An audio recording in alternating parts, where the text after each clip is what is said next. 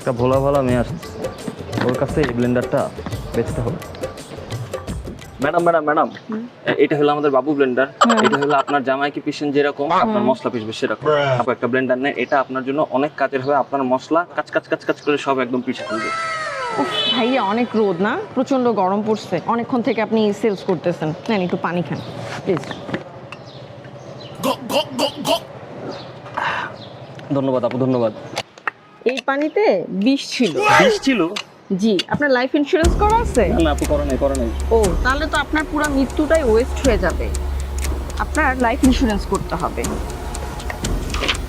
নেন, এখানে জলদি সাইন করেন, সময় নাই, তাড়াতাড়ি সাইন করেন।